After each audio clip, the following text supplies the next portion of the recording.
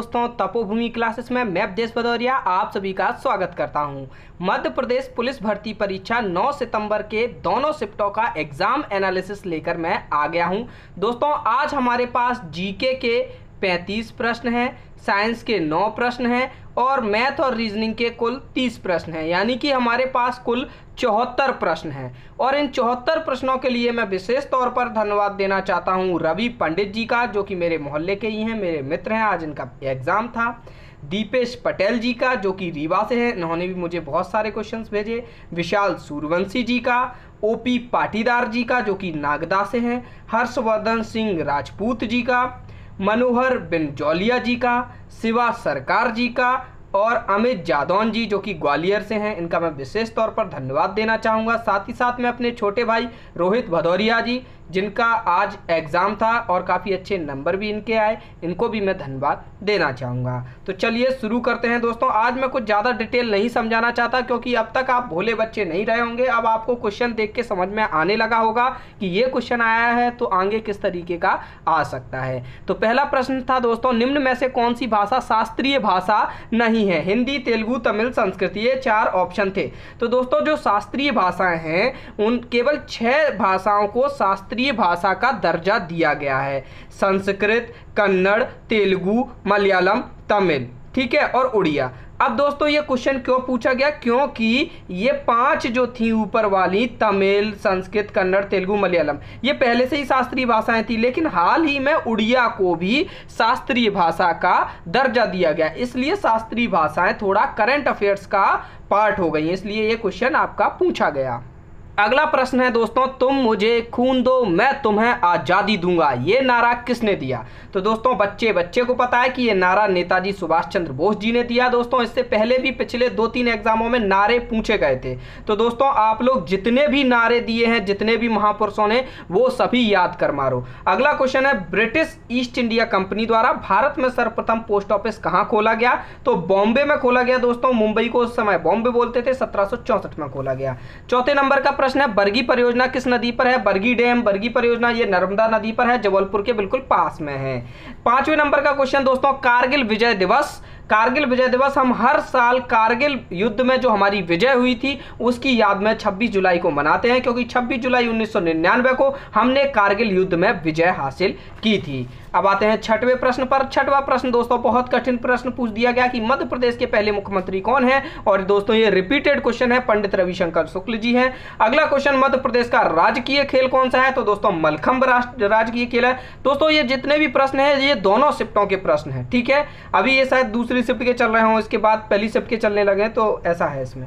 8वें number का प्रश्न है, भारत के 14वें वित्तीय आयोग के अध्यक्ष कौन है? तो दोस्तों, वित्तीय आयोग के बारे में आपको सारी चीजें मालूम होनी चाहिए, नीति आयोग के बारे में मालूम होनी चाहिए। जो अभी हाल ही में जो वित्तीय आयोग चल रहा है वो 14वां है और उसके अध्यक्ष डॉक्टर वाई.वी. रेड्डी हैं। अब दोस्तों, वाई.वी. रेड्डी का नाम आपने काफी सुना होगा, देखा होगा, कहां देखा है ये चीज आपको कमेंट करनी है। 9वें नंबर का क्वेश्चन है, महाकालेश्वर मंदिर कहां स्थित है? तो जय हो महाकाल की, ये उज्जैन में स्थित है। काल उसका क्या बिगाड़े जो भक्त हो महाकाल का। तो दोस्तों, जो लोग भी महाकाल के भक्त हैं कमेंट में एक बार जय महाकाल जरूर लिखें, ठीक है। 10वें नंबर का क्वेश्चन है, भारत की विदेश सचिव कौन है? कुछ लोग दोस्तों बता रहे थे कि विदेश मंत्री पूछे गए थे, तो विदेश मंत्री तो आपकी सुषमा स्वराज हो जाती है। विदेश सचिव ही जहां तक है पूछा गया होगा, तो विदेश सचिव है आपके एस जयशंकर। कौन है दोस्तों? एस जयशंकर। अगला प्रश्न है दोस्तों, अगला प्रश्न देखने के पहले एक बार आप विदेश सचिव की मैं आपको फोटो दिखा दूं। ये रहा अपने विदेश सचिव, ठीक है। अगला प्रश्न है दोस्तों, दिसपुर कहाँ की राजधानी है? तो दिसपुर आपकी आसाम की राजधानी है। बहुत से लोग क्या यहाँ पर कंफ्यूज हो जाते हैं कि गुवाहाटी भी तो है, तो क्या है, गुवाहाटी के अंदर ही, जैसे दिल्ली अपनी राजधानी नहीं है, नई दिल्ली जो एरिया है वो राजधानी है, तो ऐसे ही गुवाहाटी के अंदर दिसपुर है, तो दिसपुर आपकी आसाम की राजधानी 1973 में बनी थी। अगला प्रश्न है दोस्तों, अगर आप भारत के सबसे अधिक वर्षा वाले स्थान मासिनराम में घूम रहे हैं तो आप किस राज्य में? देखो कितना अच्छी तरीके से डेकोरेट करके क्वेश्चन आपका व्यापम पूछ रहा है। तो दोस्तों, इसका आंसर है मेघालय। जो मासिनराम जगह है वो शिलोंग से थोड़ा ही पास में है, 60-70 किलोमीटर दूर। शिलोंग आपको पता ही होगा, ये मेघालय राज्य में है। अगला 13वें नंबर का जो प्रश्न है दोस्तों, गंगा स्वच्छता मंत्रालय के मंत्री, ठीक है। तो ये जो क्वेश्चन है अभी अभी बदल गए हैं। पहले तो आपकी उमा भारती थी, अब आपके नितिन गडकरी जी हो गए 2-3 दिन पहले ही, ठीक है। तो इसमें जो अगर ऑप्शन इस तरीके के पुराने वालों को ही नाम दिए गए थे ऑप्शन, तो आप उमा भारती ने अगर आप टिक करके आए तो आपका सही माना जाएगा। और अगर नए ऑप्शन दिए थे उसमें नितिन गडकरी भी था तो आपको नितिन गडकरी टिक करना चाहिए था। अब आ जाते हैं दोस्तों 14वें नंबर के प्रश्न पर। 14वां प्रश्न है कि कांचीपुरम रेशम की साड़ी किस राज्य से संबंधित है। तो दोस्तों अगर आपने 2 स्टेट्स मूवी देखी है, आप पिक्चर देखने के शौकीन है, तो ये क्वेश्चन बड़ा आराम से बता देते। तमिलनाडु राज्य से संबंधित है। कांचीपुरम एक जगह है, वहाँ पर एक शहर है कांची करके, या कांचीपुरम बोल दो। 15वें नंबर का प्रश्न है किसी भी नए राजनीतिक दल को मान्यता कौन देता है। तो दोस्तों चुनाव आयोग देता है, ठीक है, बहुत ही सिंपल है। चुनाव आयोग के बारे में और भी चीज़ें आप पढ़ लीजिए क्योंकि अब उससे रिलेटेड क्वेश्चन आ सकते हैं। भारत का सबसे प्राचीन पोत प्रांगण। दोस्तों पोत प्रांगण को अगर बंदरगाह बोलते हैं, वैसे पोताश्रय भी बोलते हैं, अगर पोत प्रांगण को ही बंदरगाह बोलते हैं तो आपका सबसे पुराना जो बंदरगाह है चेन्नई बंदरगाह है, एक कृत्रिम बंदरगाह है, ठीक है। अब आते हैं 17वें नंबर के प्रश्न पर कि उज्जैन किस नदी के किनारे बसा है। तो दोस्तों ये कब तक पूछा जाएगा, ये समझ में नहीं आता, क्वेश्चन बहुत पूछा जाता है, बहुत ही सरल। क्षिप्रा नदी के किनारे बसा हुआ है अपना उज्जैन। अगला क्वेश्चन है दोस्तों, शेरे पंजाब किसका उपनाम है। तो लाला लाजपत राय का उपनाम है। और दोस्तों इस बार एमपी पुलिस एग्जाम में ये बहुत अच्छा हो रहा है कि जो क्रांतिकारी थे उनसे रिलेटेड काफ़ी क्वेश्चंस पूछे जा रहे हैं। 19वें नंबर का क्वेश्चन है कि निम्न में से किस वास्तुकला को आगा खां पुरस्कार नहीं मिला है। तो दोस्तों ये आगा खां एक इंटरनेशनल पुरस्कार है जिसके बारे में मैं पहले भी बता चुका हूँ और वहाँ पर मैं लिस्ट करके बता भी चुका था कि इंडिया के किन किन वास्तुकलाओं को आगा खां पुरस्कार मिल चुका है। तो वहाँ पर ऑप्शन के अकॉर्डिंग इसका आंसर हो जाएगा। तो आगा खां पुरस्कार से ये चौथा प्रश्न पेपर में पूछा गया है। 20वें नंबर का क्वेश्चन है किस राज्य में कपास का उत्पादन सर्वाधिक होता है। तो दोस्तों गुजरात में सबसे ज़्यादा होता है, फिर महाराष्ट्र और तेलंगाना भी हैं। 21वें नंबर का प्रश्न है भारत की ओर से वर्ष 2017 में अंतर्राष्ट्रीय आर्थिक मंच के सदस्य कौन थे। तो दोस्तों अंतर्राष्ट्रीय आर्थिक मंच international economical association, Kaushik Basu ji केवल मात्र सदस्य ही नहीं थे, अध्यक्ष भी बने हैं इस एसोसिएशन के 2017 में। अब आ जाते हैं दोस्तों 22वें नंबर के प्रश्न पर। दोस्तों आज मेरी राइटिंग थोड़ी अच्छी नहीं लग रही होगी, जल्दी जल्दी किया है थोड़ा। फिल्म फेयर अवार्ड 2016 से संबंधित क्वेश्चन था कि जो 2016 का फिल्म फेयर अवार्ड था उसमें सर्वश्रेष्ठ अभिनेता किसको पुरस्कार मिला था। तो दोस्तों अगर 2016 का अवार्ड पूछा जा रहा है फिल्म फेयर अवार्ड 2016, तो वो 61वें नंबर का फिल्म फेयर अवार्ड हो जाएगा। उसमें 2015 की पिक्चरों को या 2015 के काम को अवार्ड दिया जाता है। और अगर 62वां फिल्म फेयर अवार्ड पूछा जा रहा होगा तो 2017 वाला पूछा जा रहा होगा। इसमें 2016 की पिक्चरों को जो अवार्ड मिले हैं वो बताए जाते हैं। तो दोस्तों ये मुझे कंफर्म नहीं है कि 16 या 17 का किसका पूछा गया। तो 16 में तो दोस्तों सर्वश्रेष्ठ अभिनेता रणवीर सिंह को मिला था बाजीराव मस्तानी पिक्चर के लिए। सर्वश्रेष्ठ अभिनेत्री दीपिका पादुकोण को मिला था। इनको बाजीराव मस्तानी के लिए नहीं मिला था, इनकी एक और पिक्चर आई थी जिसका नाम पी से चालू है। आपको कमेंट में बताना है कौन सी पिक्चर आई थी जिसके लिए इनको सर्वश्रेष्ठ अभिनेत्री का पुरस्कार मिला था।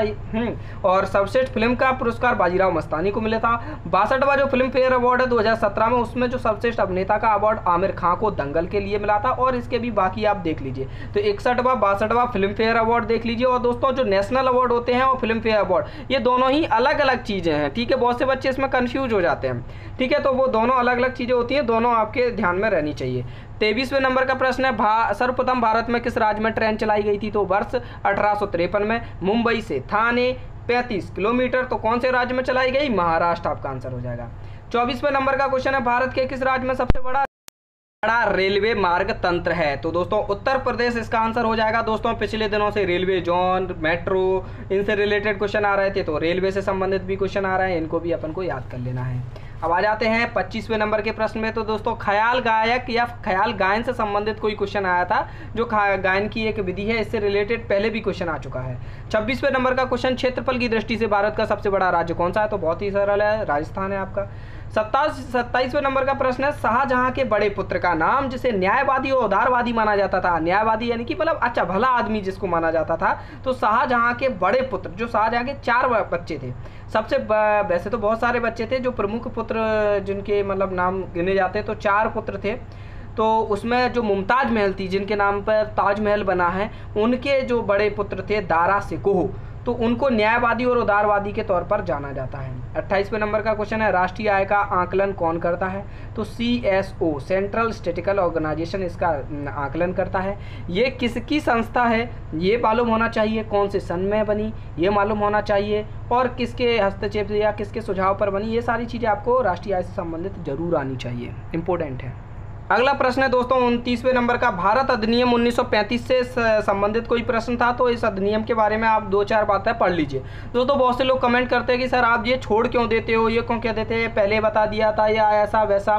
ठीक है, तो मैं इसलिए छोड़ देता हूँ कि कुछ आप भी करिए, बहुत अब बिल्कुल आलस से काम नहीं चलेगा।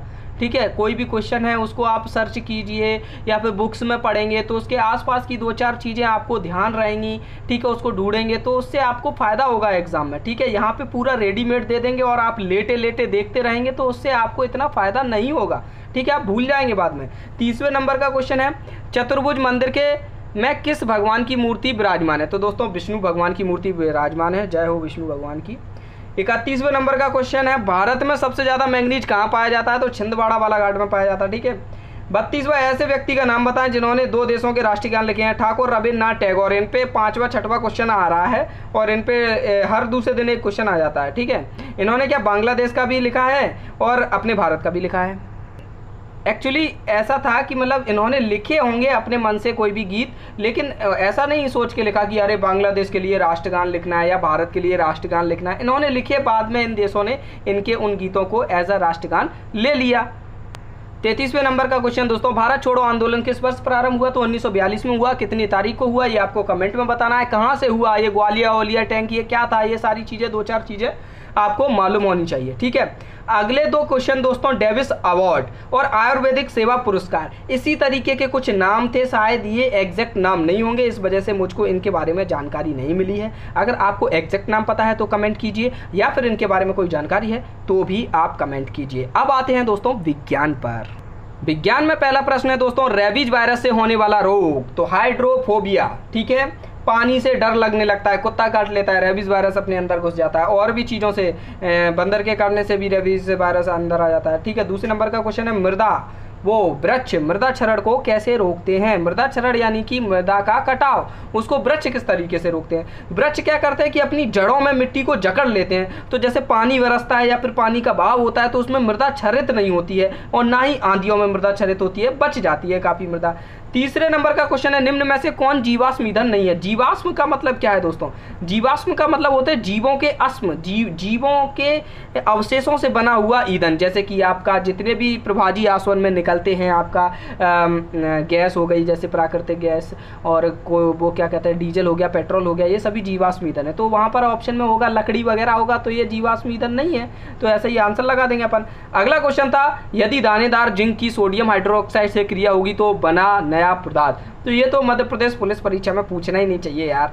ठीक है, तो देखो बड़ा कम लोगों को याद रहता है, 11th-12th में अपन पढ़ते रहते हैं, जिंक की जब सोडियम हाइड्रोक्साइड से क्रिया होती है तो आपका जिंकेट सोडियम बनता है, Na2ZnO2, और हाइड्रोजन गैस रिलीज होती है। ठीक है, तो जो ऑप्शन हो हाइड्रोजन ऑप्शन में होगा तो हाइड्रोजन को लगा देंगे, और वैसे जहाँ तक है जिंकाइट सोडियम ऑप्शन में होगा तो इसी को हम लगा देंगे। अब आते 5वें नंबर के प्रश्न पर कि यदि वृक्षों का उन्मूलन किया जाता है तो निम्न में से कौन सा कथन असत्य होगा? तो दोस्तों पहले कथन तो मिला, तब तो हम असत्य बता पाएंगे। ठीक है, 6वें नंबर का क्वेश्चन है कि वनस्पति इस क्षेत्र से संबंधित है, तो वहां पर ऑप्शन थे कि पादप क्षेत्र से या फिर जीव क्षेत्र से, ऐसा कुछ होगा। तो पादप क्षेत्र से वनस्पति यानी कि ये सारी चीजें आयुर्वेदिक चीजें होती हैं, जो पेड़ पौधे वनस्पति। 7वें नंबर का क्वेश्चन, समतल दर्पण के प्रतिबिंब से संबंधित था कि किस प्रकार का प्रतिबिंब बनता है? ये रिपीट हुआ है क्वेश्चन दोस्तों, पार्श्वीय परावर्तित प्रतिबिंब बनता है, यानी कि हमको अपना बायां दायां दिखेगा, दायां बायां दिखेगा। ठीक है, WBC का दूसरा नाम क्या है? ल्यूकोसाइट्स है, ये पहले भी आ चुका है। RBC का दूसरा आ चुका है, इस बार WBC का आ गया। 9वें नंबर का क्वेश्चन है, खेतों में जुताई से मृदा को क्या फायदा होता है? तो दोस्तों ऑप्शन पे डिपेंड करेगा, हमको मालूम है नॉर्मली क्या क्या फायदे होते हैं, और ऑप्शन में एक अच्छा सा ऑप्शन होगा, बाकी के बहुत ही बेकार ऑप्शन होंगे, तो उनको अपन हटा देंगे। अब दोस्तों हम देख लेते हैं गणित के प्रश्नों को। तो दोस्तों ये रहे गणित के प्रश्न। मेरे पास टोटल 30 गणित के प्रश्न हैं, लेकिन अभी मैंने फेयर में केवल 15 लिख पाए। देखिए ये लिखे चले आ रहे हैं। ठीक है, ये 15 लिख पाए। वैसे तो जहाँ तक है मैं इनको सॉल्व करा ही दूंगा, और नहीं करा पाया तो आप खुद कर लेना, बता देना कौन कौन से कठिन है। ठीक है, तो जब PDF फाइल में भेजूंगा आपको, तो उसमें पूरे 30 क्वेश्चन लिख के भेज दूंगा। ठीक है दोस्तों, तो ये लेक्चर आपको कैसा लगा ज़रूर बताइए। अच्छा लगा तो शेयर कीजिए, लाइक कीजिए। धन्यवाद। जय माता दी। सब्सक्राइब करना बिल्कुल मत भूलिए। जय माता दी।